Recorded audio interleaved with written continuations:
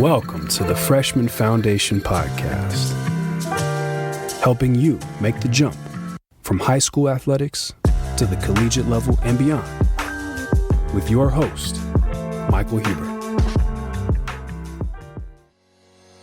How do college student athletes find their way academically in their freshman year? Athletic departments across America have academic success teams that focus on bringing a vast array of resources to incoming freshmen in order to make their transition to college as seamless as possible. Devine Franklin is that person for Clemson University's football program, one of the two most successful programs in the U.S. over the past 10 years or so. In this episode, Devine talks about how Clemson built a culture of academic excellence that aligns with its on-field performance. Devine also talks about the very real challenges freshman student athletes face despite having many academic resources at their disposal. I'm really excited for this conversation. Let's build your foundation with Devine Franklin. Hey, Devine, how's it going? It's going good. How are you doing today? I'm doing great. Thanks for joining me here. For those listening that don't know you, can you tell everybody who you are and what you do? Yes, for sure. So my name is Devine Franklin. I'm the Associate Director for Football Academics here at Clemson, and that's essentially an academic coordinator role. I work specifically with the student athletes and helping them maintain their eligibility and then also working towards graduation. Excellent. So could you tell me a little bit about like a day in the life? You know, what is it that you do every single day that goes into that job? So it's a lot, but every day is definitely different. Obviously, just working with so many different student athletes, they all come from different backgrounds. They all have different educational interests / struggles. So every day looks different. And obviously, you're doing your job right if things look different because you're not dealing with the same issues every day. But essentially, a day in the life, you're coming into work, especially in the season, a little bit early. I try to get into the office around 7:30 or so. And kind of get some me time to myself, check some emails, see what assignments guys had, this week coming up so that I can follow up with them to make sure that, they're getting those things done really. And then also in that same, process is looking up tutoring appointments, maybe even, again, like I said, seeing if a guy had an exam, reaching out to them to see if they still have a project that they might need to work on with their tutor or do we need to cancel their tutoring session. And then obviously we have some different meetings here and there just from a staff standpoint, but a lot of my day consists of getting some one-on-one time with the guys and making sure, that life is fine. One of the questions I always ask is, did you talk to your mom today? So just, seeing if they have that connection with family and what's that like. And then sometimes that brings up something, or no, I normally talk to her, but this is going on. Or, yeah, actually I did talk to her. My brother has a little league game today or different things like that. So that typically starts a question. I always tell the guys that, this is not just a homework place. Like I'm not just a person that's going to say, hey, did you do your homework? But really, truly get to know them for who they are, because then that helps me help them with their educational journey, just based off interest and different things in that way. Yeah, I'm curious, right? So how do you track all of that, right? Like what's the system or the software that you use to track all those inputs, right? There's information coming in from the professors, there's information coming in from the kid, and obviously you could see it and you're interfacing with that. So what does that look like? I'm curious about that. Yeah, so honestly, there's so many different systems and programs. A lot of it is institutional based, depending on what school you've been at. And so I've been at Baylor, I've been at Virginia Tech. I was a graduate assistant at West Virginia and now here at Clemson. So I've been a little bit everywhere, and all those schools use some of the same programs, but also all those schools use a different program or a way of tracking those things. So here specifically, we have a thing called Canvas, which most schools have, and that's kind of the system where a lot of professors put up lectures and homework and different things. So when I have those one-on-one meetings with guys, they'll come in and we'll go over those in their syllabi to make sure that they're on track, look at instructions for different papers or projects to make sure that they're doing what they need or have the resources that they need for those materials and such. And then from a grade tracking standpoint, every school I've been at, we've done something different where we kind of make our own sheet on Excel or Word and different things in that way. And we kind of just, again, keep track of those so then we can have conversations with the coaches if needed, if a guy isn't doing well. But then I'm also the guy where I'll text a coach like, hey, such and such is doing what he's supposed to do. Like you don't want to just be the guy we're preparing, bad news. The coaches don't want to talk to you if you're only giving them bad news. Mm-hmm. The players don't want to talk to you if you're only yelling at them and doing different things. So like trying to have that perfect balance of enforcing them to do the right thing and teaching and showing them that and then also, patting them on the back when they do what they're supposed to. Again, not too many rewards in that way because that's what you're supposed to do, but letting them know that you care and that you're excited for them.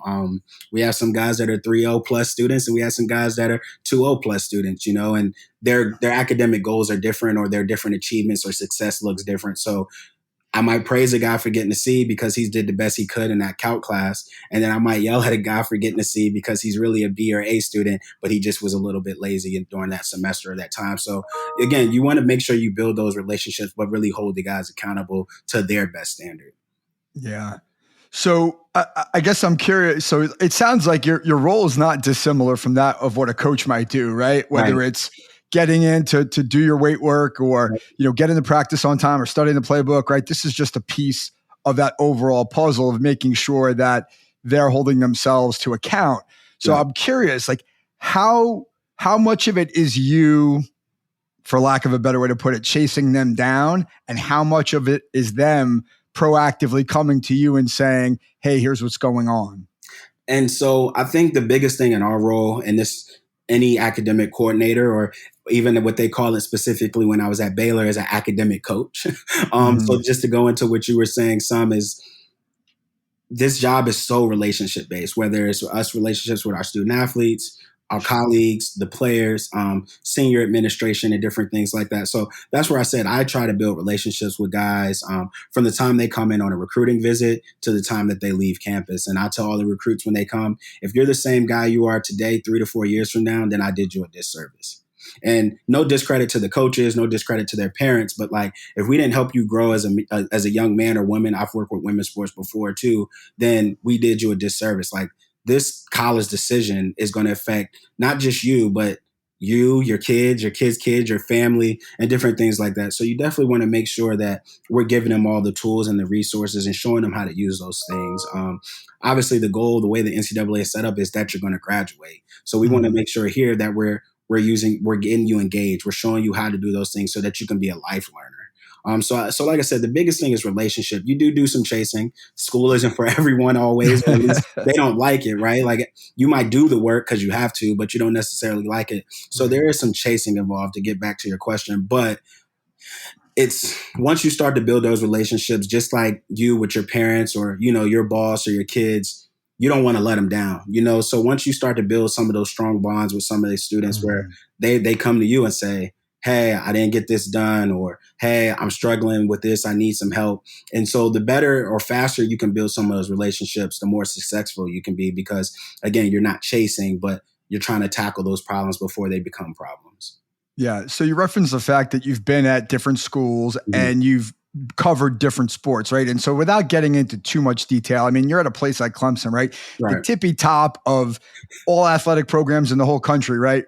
Football, top 2 program, right? Yep. And that's the biggest money-making sport, right? So, right, like as compared to some of the other places you've been, women's sports, men's sports, other different types of sports, like is there a big difference based on where you're at now at Clemson versus some other places and some other programs? Yeah, and I would say the biggest thing is culture. And I think one of the biggest things or one thing that people don't realize as much, and obviously I'm speaking from an academic sense, but coaches have more to do than the X's and O's. Like they have to build that culture. The type of students that they recruit matter in terms of GPA. And you can tell sometimes, and they have it on the NCAA website with like APR scores and different things amongst coaches.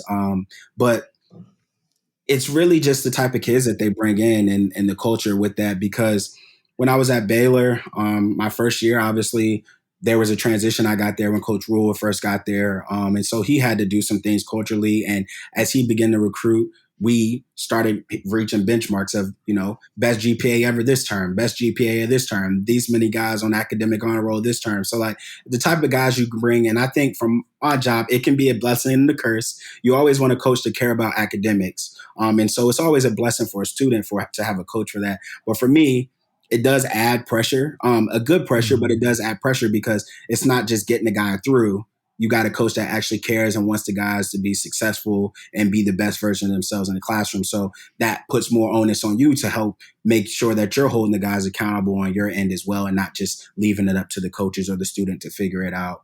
And so I can say here at Clemson, obviously, like you said, as a top 2 program, they can be more selective in who they choose to come here. And so this has been from a standpoint where, again, like I said, everybody doesn't like school, but we don't have a lot of attitudes. Nobody's coming in here just, I'm not doing this, I'm not doing that. You talk to them, you get them in, they do their work, and, they try. And so that's been a blessing. Like, that's been a good thing here for sure, where, like I said, it's not a lot of chasing. It's more of just a managing and showing them why certain things are important or how it will be important to them later on in life. Yeah. And this next question is coming strictly out of ignorance because I admittedly I am not an expert on NCAA rules, right. but are there ever situations where the coaching staff comes to you and says, "Hey, we want to bring so and so in. They're struggling academically. Do you have a role in the pre-admission process, or is it only after they're admitted to the school?" So it's hard to answer that. So it's yes and no, and it's not a bad way, but I think each school does it different. Okay. Here specifically, no, I don't have a big role. They might, coaches might say in the recruiting process, like, hey, this kid struggles a little bit, or this kid has an IEP or different things coming out of high school. And so, and not just here specifically at Baylor, Virginia Tech. So we have a position called learning specialists, and they work with our student athletes that come in with different, learning challenges or different IEPs and psychoeducational things that they have coming through high school and different things. So they help them learn and bridge that gap to help prepare them to be, or get them through and teach them certain skills that they may have lacked growing up due to whichever reason. And so like, they're more of that they help more in that process in terms of admittance and different things like that. But I mean, like I said, you don't run into too many of those issues a lot of times. Sometimes you might have 1 or 2. But again, it's not 5 or 6 or, this whole position group or this side of the ball that are coming in with that much deficit in that way. And again, it's not a bad thing. It's nothing to be ashamed about if you do have those things, because again, that's my job. That's the learning specialist job, to make sure that we give you the resources to be successful in that way. What would you say is the level of receptivity for an incoming freshman who you're making them aware of the resources that are there, but this is really the first time they're sort of on their own. It's a whole new environment. Are they proactive in coming in? You say, hey, like, I really need help, or are they trying to do this on their own? I guess what I'm asking is, like, so what are the biggest challenges you see with incoming freshmen? Yeah. And so biggest challenges, no matter what type of high school student you are or were, transition to college is hard. Because you could come out of high school with a 3.8 and just never had to study. And now you get to college and you're sitting in hour-long lectures and you got to learn how to take notes and do different things. And sometimes the teacher assigns readings and they're lecturing on something different than the readings. And you were supposed to read the readings to take notes because that's what's going to be on the test. And so you don't do that necessarily all the time in high school. So you can be a 3.8 student, but you have to learn how to study. You have to learn how to take notes. And then you could be a guy or girl that comes in, barely made it eligible and came in at it with a 2.3, and we have to teach you how to be a college level student and different things. And sometimes, like I said, school just comes hard to some people. Some people just don't know any better. And so our resources here are mandatory your freshman year. So we want to make sure that you use the resources, but again, not in a bad way, not in a way as punishment, but we want to show you the resources we have. We assign our guys a strategic mentor when they first get here. And it's typically a graduate level student that helps them learn how to look at a syllabi and dissect that and plan their weeks and see what's important and how. And so when they're a sophomore, that they can try to do some of that on their own. And that's what we want to do. We want to get them engaged. All of our tutor rooms here have whiteboard erased walls and different things. So we want to make sure that they can get up and be engaged in these tutor sessions and these mentor sessions and do different things so that as they start to transition out when they're sophomores, they need less support. Again, the support is here to help them no matter what, because again, if like you were talking about earlier with the strength coaches and different things, if they're taking muscle milk and doing all these things to get stronger and, recover faster, like you're taking notes, you're a good student and you can get a B, well, come in and use our resources and get an A. So we want to get them acclimated to the resources when they first get here. And then tutoring is always going to be one of those things where, again, it's need based. But again, our rooms are easily for our guys and girls to come in and check in and say, hey, I just want a quiet space, because you're going to be in your dorm and you're going to be in your apartment and people are going to be playing games and talking and doing different things. So we want to make this a fun environment, not just a bad place. And so we've had some success doing that. And we have guys that now that have graduated, went on and played in the league and came back to go to grad school, and they still use our tutoring space as just a quiet space to get some work done. That's awesome.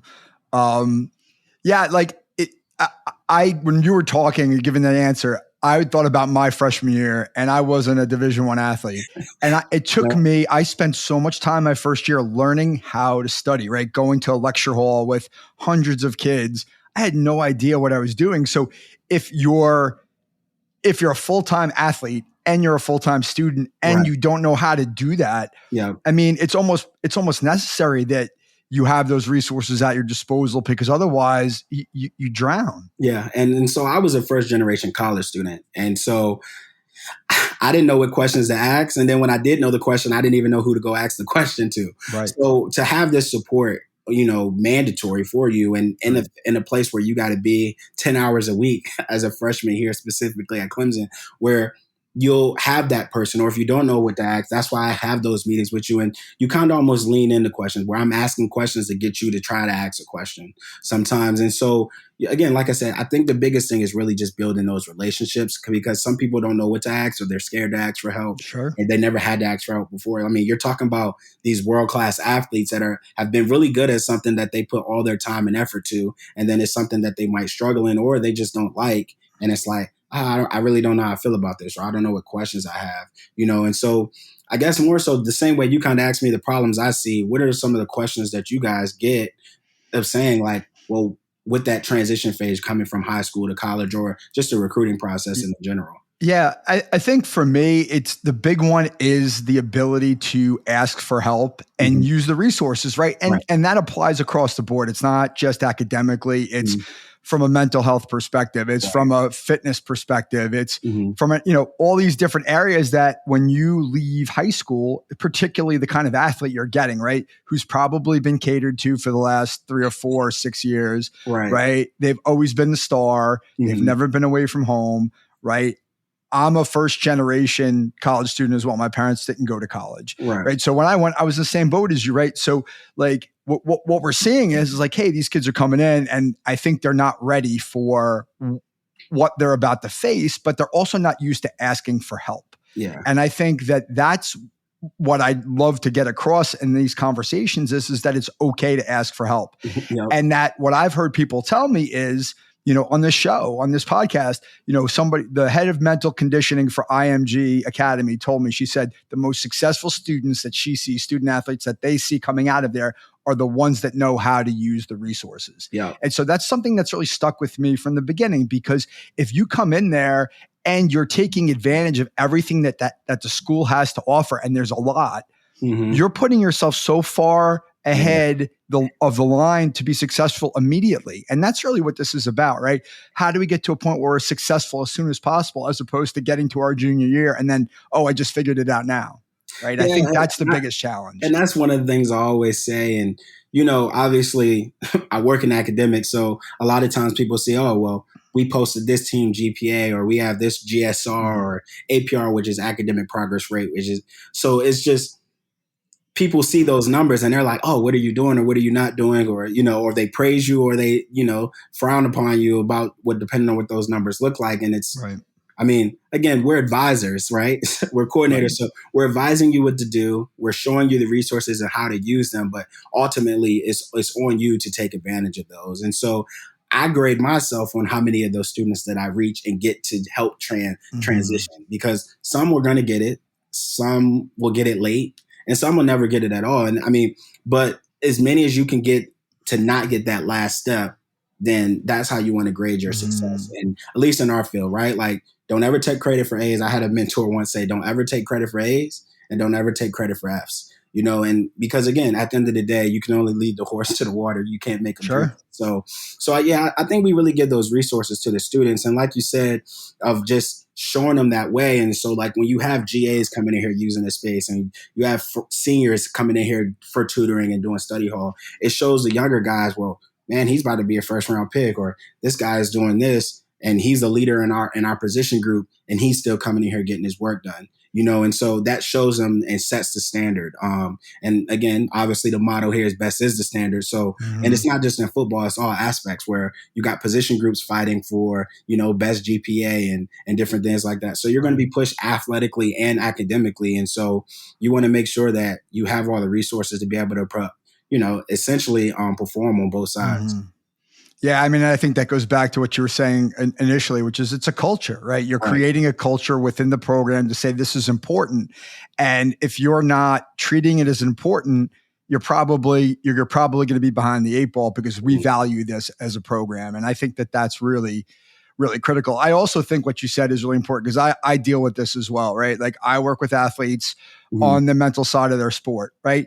If they're not putting in the time and energy to practice, to put in the reps, to really engage in it, like I'm not responsible ultimately for their success or failure. I'm just a guide. I'm just a resource. And if I can help them, that's great. And a lot of times it is me caring about them holistically as a person. Like I care about you. I want to see you succeed. Whether or not you succeed or not doesn't matter to me. I still care about you. And I think that goes a long way to motivating people to say like, hey, this person really cares about me. I don't want to let them down, but they're also not like shaming me or getting on me if I don't do this because it's right now it's not that important to me. But maybe that'll change when I'm a senior and I'm at risk of not graduating or something. And then the light bulb goes off. But it's not because you didn't try hard.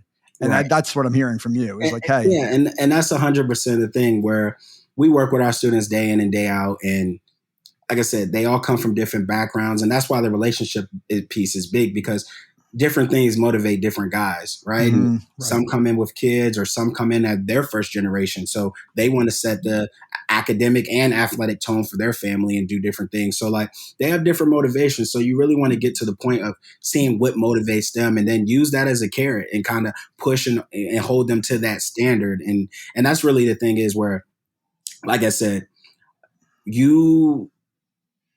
whatever you are, we're going to push you to be that you can't come in anything less. Like, granted, sometimes you could be a really good student and you can get by with a 3.0 or 2.9 or whatever, but like, that's not the best version of yourself, And so that's one of the things where, like you said, you do want to hold people accountable. And I think we do a really good job at that in terms of just tutoring and the reports that we send on whether guys are late or miss or what's actually going on in the tutoring session. Well, this guy came to the tutoring session, he didn't bring any books. Well, what are they supposed to tutor on if you're not prepared? And different things like that. Or, hey, this guy came in, the teacher had a lecture and he had a few questions that he wanted me to follow up on. And so that's what I'm saying. You don't want to just report the negative, but you want to, hey, good job. I heard you came to your tutoring session prepared and got some things done. And so those are the things that you want to push because I tell the guys we're not telling you, coach, that you're not on time. And obviously we're holding you accountable. And right now it doesn't look like it's important, but nobody's going to remind you to pay bills. Like they're going to send you a notice, just like we sent you a notification on when your tutoring appointment was, and you got to pay it. You either got or get a late fee or do different things. So like these rules, these things that we're teaching you, these skills, it's coming from an academic sense, but like these are lifelong lessons that are going to help you be a better person later on in life. Yeah. So, in terms of tailoring the approach to the athlete, right, to each individual, like what's that look like when they come in the door? Are you doing like initially when they come in and you're meeting them for the first time, are you doing like an interview with them? You come in, you talk to them, like what kinds of things are you doing to assess where they're at as student athletes? So a lot of that interviewing, I guess would come from the coaches initially in terms of recruiting a kid, and so they go to the parents' homes, they go to the schools, they meet with the coaches, they meet with the cousins and uncles and, and different things like that. So they get a real good grasp on the kid before the student gets here. And then they relay some of that information to us. And then based off that information, we want to use some of that to build where we are with them. And I give them a little bit about myself and tell them where I'm from. Mm-hmm. I grew up in a single parent household and my dad was incarcerated when I was younger and stuff. So I give them stuff about myself, like, and show them the vulnerability in that space, right? Because I get paid to help them, right? I get paid to show them the resources and to be a resource for them. And they know that. But you have to build that relationship to show them that, like, I care about you, not just because I get paid to, but because I genuinely care about who you are as a person. Kind of going into what you said just a minute ago, but I think so. You're building that relationship, you're asking those questions. And I tell the guys, well, you're going to be, you're going to have different interests. Football can stop halfway through your time here as soon as you leave here, or you can go be a pro and it's going to stop. But like, what are you going to do after that? What other things interest you? If you couldn't play football again, or, I work with, if you couldn't play tennis again, like, what would you do and still be happy? And so, like, those are the type of things you want to question, and kind of getting into some more of that transitional phase. You see a lot of students come in, especially from a football sense, but other ones as well, where I want to be a lawyer, I want to be a doctor, I want to Mm-hmm. be some kind of scientist or engineer because, if I don't make it, I want to work a job that still pays, 6 figures, et cetera. Mm-hmm. But like, they have no interest in it. And just like if you don't love ball, you're not going to be good at it. It's going to be more painful for you Mm-hmm. to do than enjoyable. And so with the school piece of it, find something that you really enjoy doing, whether it's art or history or poetry and different Mm-hmm. things like that, and be the best at it. And I talked to him about being irreplaceable in all aspects of life, and just talk to him about that, where you got to be the best brother, you got to be the best mother, or you got to be the best father or the best player, because doctors don't get paid a lot of money because they're doctors. It's because not everybody can be a doctor. Mm-hmm. Lawyers don't get paid a lot of money because they're lawyers. It's because they're good at their job. They're making sure people either go to jail for doing wrong things, or keeping people out of jail that shouldn't be going to jail and doing Mm-hmm. things. So, I mean, when you look at it from that standpoint, you want to be irreplaceable in class too. So they're like, well, I want to make a lot of money if I don't make it. Well, if you're the best poet, you're going to make a lot of money. If you're the best coach, you're going to make a lot of money. You just have to become irreplaceable. And I always throw out the thing where Udonis Haslem has been playing for the Heat forever. Mm-hmm. But when's the last time he logged a minute? He's a good locker room guy. He's a culture guy. He does things the right way. People are paying him to show the young guys the right way to be an NBA player. So when you make it to that next level, if you come to school and you show up on time and you're at the meetings and you're vocal and you show film, you don't cut corners, and you make it to the next level, you're going to stick around for a while. You might make it to that second contract, maybe even third contract. But if you just go about all lackadaisical, and just don't do things the Mm-hmm. right way, your time's going to be short. Every year there's somebody that runs a 4.3. Every year there's somebody, throwing for 3,000 yards. Like, Mm-hmm. you're easy replaceable if you're not doing the little things. And so, like I said, the things it comes from an academic side of things, but we're teaching you all the Right. little things to be successful and to make yourself in turn, irreplaceable in all aspects of life, and not just your sport, but other things as well. Okay. So I'm going to go backwards a bit. So what motivated you to get into this line of work? So if you ask anybody this question that does this job, I probably would say probably 80% of them probably just fell into it. So I actually went to West Virginia in grad school, and I was supposed to be a basketball GA. I was a basketball manager at Old Dominion in undergrad, and so I wanted to work in operations and recruiting. So I went to West Virginia and wanted to do that, and for one reason or another, things didn't work out. So I still didn't want to pay for school. So I started looking for other graduate assistant opportunities. And I sent my cover letter and resume to Brady Rourke. He's at Maryland now, I think. And he gave me a chance. I was, fresh out of undergrad, had an office inside the football stadium, and I'm meeting all these guys and from different backgrounds and helping them with school. And I just kind of fell in love with it. Like I was saying earlier with the IEPs, I have a younger brother, who had an IEP in high school. And so being at a public school, you don't always get the resources, that you need or different things. And then I went to college and saw the basketball team not use all the resources that were provided to them, and so I just made it a goal in my life to where I want to work with the guys that not only struggle, but show them these resources that can help them prepare them for life after ball, whenever that may be. And so that's kind of my why and why I do things. But like I said, I want to be the person that the guys come to when they don't know what question to ask. I can give them the question, and also who they can ask the questions to. So Yeah. that's just what I want to do. And again, the ball stops at some point, and so I just want to make sure that we're all successful at some point, and I truly just do it for the love of it.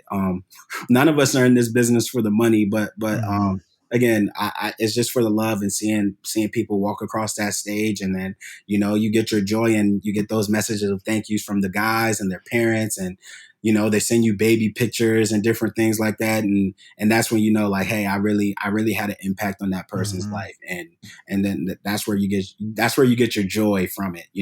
We argue and we fight while you're here, but if you take something with you from it, then I mean that's what makes us happy. Yeah. Well, it's like being part of a family, right? It's like being a big brother or a father, right? A father figure. Like you're gonna have crosswords every now and then. You're not always gonna see eye to eye, but it's about the intent, right? The intent is to make sure you're a better person on the backside of this, and sometimes you got to go through hard times to get there. For sure. I guess I was curious when you were talking about that, right? Because a lot of this is about life after football, life after sport. It's about what's my career going to look like in 10 years? How much interface or how much interaction do you have with, say, like a career services office in terms of helping guys, especially the guys who don't look like they're going to be professional players, right? They're not going to be drafted or what have you. Like, how much work are you doing on that end to try to get them kind of pointed in the right direction in terms of career? Yeah. And so I would say that's more of that relationship piece I was talking about. As you guys are getting recruited and listening to this and different things like that, most schools have a program or a department called student athlete development. And so at most schools, they'll have these things where, they'll have different forums and workshops where they'll teach you about leadership, and they'll have some leadership academies, and they'll teach you how to do resumes and get you internships and do different things. And they'll work with some career services things, but they'll do a lot of that stuff in-house in the athletic department because your schedule is going to be more rigorous than some of the traditional students. And so we want to make sure that we cater those things around. And then specifically here at Clemson, we have Paul Journey, which is a student athlete development program housed within football. And so we have guys, I had a mid-year student this year who literally did an internship already.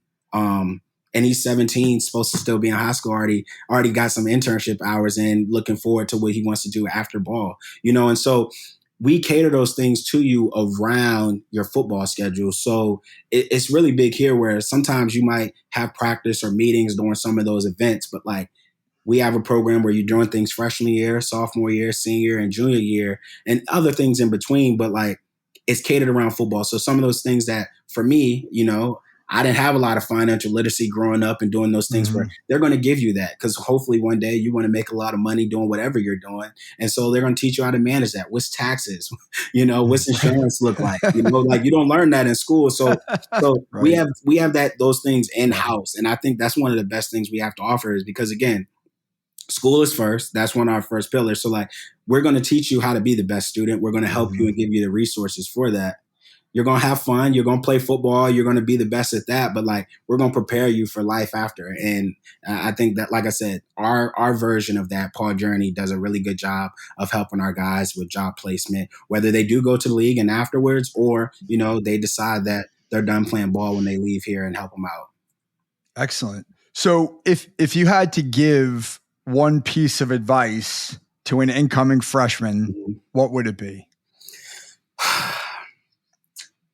You already hit me with the ask questions. I would say, I would just say come in with the growth mindset. Like, be willing to, you're going to face so much adversity. Practice is going to be different than you ever seen before. Your schedule is going to be different than you ever had before. And so just be ready to come in and obviously be ready to adapt to change because it's going to happen. You got to get used to it. That's what the rest of your life is going to look like, honestly. And so it's better to have it now when it's structured because once you graduate school or you get to the league and do different things, like it's just going to come at you from so many different ways. And so, you come in, you work out at 5, 6 o'clock in the morning. You got class or tutoring or meetings with myself at 8 o'clock. Then you got to find time to eat lunch. And obviously we help you manage that. But you got to find time to eat lunch. And then you got meetings, position meetings. You got to watch some film. Then you got to get back on the field. Then you got to do some recovery and some treatment, get you a good dinner, get some sleep, and start all over.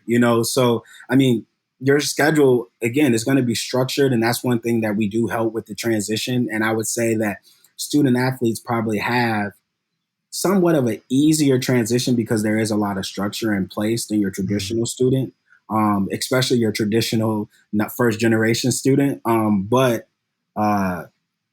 just coming with the growth mindset, because that there's going to be so many things that you're not sure of, or you're meeting new people, your first time away from home potentially, and you're going to have 400 people, 300 things pulling you in different directions, or, hey, let's go party, or, hey, let's go do this, let's play video games. But, you really got to focus and really stay close onto that. Go ahead. So I'm going to ask you the hard follow-on question.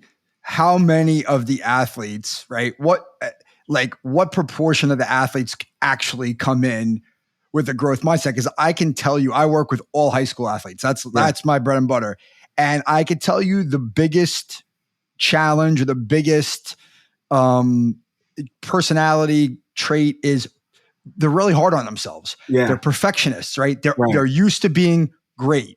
Yeah. And when things don't go their way, they have a really hard time with it. And that's just a very, very common thread that I see. So I love teaching growth mindset to kids. I think it's really important, but I find most of them, not only do they not have it, but they almost don't understand it. So what's the reality of that? I think it just really depends on background. And so you'll have some kids who come in where they have a little bit of a rougher background. So they had to grow up a little faster. So they're used, and they can kind of, talk their way through some things or have some forethought on some things. And they also can try to talk their way out of things a little bit, just through to experience. And then you have some people who come in a little sheltered. And so they don't know what it is. And someone's always told them the right way or the wrong way. And they just followed the steps by steps to get to that point of wherever they're trying to go. And so I would say it's probably 50-50. It just depends. But you do have some kids that come in, and I mean, like I said, I think this semester we had 3 mid-year freshmen, not in easy majors, have 4.0. So where I want to be the best. I had a freshman already asked me, what does it take to be an academic All-American? Not what do I need to do on the field or what's good enough to get by, but I want to be the best. I want to be an academic All-American. So that's that growth mindset. They want to be the best version of themselves, and they're willing to adapt to change and do different things. And or how fast can I graduate? I want to get a master's, and so it's really just 50-50. But again, like I said, me and part of that process and building those relationships and seeing what motivates them and pushes them, what that drive is pushing them to that way to see what else can I do besides football? And that's another thing, like you said, with that mental health is that all they know is, oh, I'm an athlete, or that's how they're identified as, oh, you're a good athlete, or you play this sport, you're a football player, you're a soccer player. And so showing them that it's more to them than that, and that they can be good at more than one thing, and sometimes, for better or worse, some coaches in high school might say, well, we really need to focus on football and you can just get by in school, and hindsight, obviously it might have helped them get to where they were from an athletic standpoint, but then they're going to struggle when they get here, and so trying to show them to be their best at all aspects is really just the biggest thing, and trying to help them get to that growth side of things. Yeah, that makes complete sense. So this will be the last question for you. So just like I asked you for one piece of advice for the student athlete, what would be one piece of advice that you have for parents? Ask all the questions. I mean, like I said, this recruiting decision, when you're choosing a school, I mean, you have kids that pick schools because and they want to major in one thing, and that school doesn't even offer that major, but they go because of the logo or because of playing time or this thing and that thing. And so really just ask all the questions. Some schools are going to talk to you about graduation plans. What does that really look like? Again, we're all going to say it, but who really has a plan for your child to do what we're saying that they're going to do? Student athlete development, we're going to teach them these things, ask them, what does that look like? What are we teaching them? How can my kid access these things, because again, they are going to be busy, and we do structure these things for them. But sometimes, when you're working with 300 to 700 different student athletes all at the same time at these different schools, it's hard to cater to everyone's schedule, so you really want to make sure you ask those questions and different things, because obviously now you see everybody's transferring after their freshman year or I didn't play, or I wasn't happy because of this or that. And so, I mean, this is a big decision for you. And so to try to avoid all that, you want to make sure that you know what you're really stepping into. And again, you're being recruited. So obviously ask those questions, and they'll, I would say there's a good amount of coaches that are going to tell you the truth, but obviously we know some of them are going to tell you what they need to tell you to get you there. But like I said, again, obviously I work here, so it sounds like I'm saying we do the right thing, but no, for sure. I really think that like we do a really good job of telling the kids what it's going to look like, how the coaches are going to be on you, how hard they're going to be on you, what I'm going to do, what study hall looks like, what the rigorous of class looks like, what your schedule is going to look like. Because if you lie to them and you don't tell them the truth, or you don't ask the right questions, then you don't know what you're getting into. And that's where, you're a semester in, 2 years in, and you don't really know what you got. Yeah, that comes up a lot on my end in terms of, and I advise, and I've heard someone said this to me recently, and I don't know who to give credit to because I can't remember, but they said, you should recruit the school as much as the school recruits you, right? Because Exactly. it's about the fit, right? Like, okay, like, I mean, listen, Clemson's sort of an outlier, right? Like if Clemson offers you a scholarship, it's really hard to like look that in the face and say like, oh, I'm going to go to, Coastal Carolina because it's a better fit. But at the same time, it might be a better fit, right? It might be a better fit for you. You want a smaller school. You want to be near the beach. Whatever it is, it's important to you. You have to ask those questions of the coaching staff, of the support staff, to understand like, what am I getting into here? Because it's not just a matter of putting on the gear, the purple and orange, right? It's about actually going there and living your life. And if it's not a good fit, I don't care how good of a school it is, you're not going to be happy. Yeah, and so I think just with that is, like I said, ask the questions. We're going to tell you. I meet with parents, like obviously with like COVID and everything, recruiting open back up. So I've been meeting with kids and parents straight for the last couple of weeks on their visits and doing the camp circuits and different things like that. And they've all asked questions, but sometimes they don't know what questions to ask because they've never been to college and they don't know what it looks like. And it's just say that. I've had a parent come to me and say, like, this whole process has been overwhelming. Like, I didn't go to college and I'm going to all these different places because my son is good at football. And I just don't know what to ask. I don't know what this really looks like. You do got to step out your box a little bit and maybe pull that person to the side, or typically we all give out our cards. Just give us a call on the back end so we can answer those questions for you. Because again, this is a big decision, not just for the student, but for their family. And so I would say for parents, really, truly ask the questions. And if you don't know what questions to ask, definitely just say that. And, I would say, especially from my side of things, from an academic coordinator side of things, and not just me, but my colleagues throughout the country, like they're going to let you know what you're getting into. And I'll even tell you whatever questions to ask at other places and different things as well. Yeah, that's great advice. So with that, I appreciate your time here. It was great to have you on. And I think that, in truth, like this is a great conversation for parents to hear and for student athletes to hear, because I think a lot of times we talk about the sports side of things and we're not focused on the academic side of things. And I think the insight that you've kind of brought to the process and helping them understand like how to ask those questions, what the resources are, is going to be invaluable to the people who are listening. So for that, I thank you for coming on, and hopefully we can stay in touch and maybe do it again in the future. Yes, for sure. Again, you have my contact information and everything. So when it publishes, if anybody has questions, definitely tell them to reach out, send me an email, and I can follow with anything. But it's been great. Excellent. Thanks, Divine. Take care. So, what was your biggest takeaway from my conversation with Divine Franklin? For me, it was that student athletes would be wise to fully utilize all of the resources made available by the universities. Professionals like Divine are focused on ensuring that young men and women not only succeed on and off the field during their 4 years of college, but position themselves for success for 40 years after. My suggestion to high school student athletes would be to understand all of the resources that are available to them before arriving on campus, and to have a plan to maximize use of those resources when they arrive on campus. I want to thank Divine for his kind generosity and the wisdom he shared with the Freshman Foundation community. You can contact Divine on Twitter at divine_thought5. That's DIVINE_THOUGHT5 or at divinef@clemson.edu. Of course, you can learn more about the Freshman Foundation on our website at freshmanfoundation.com. Thank you for listening. We'll see you back soon for episode 18.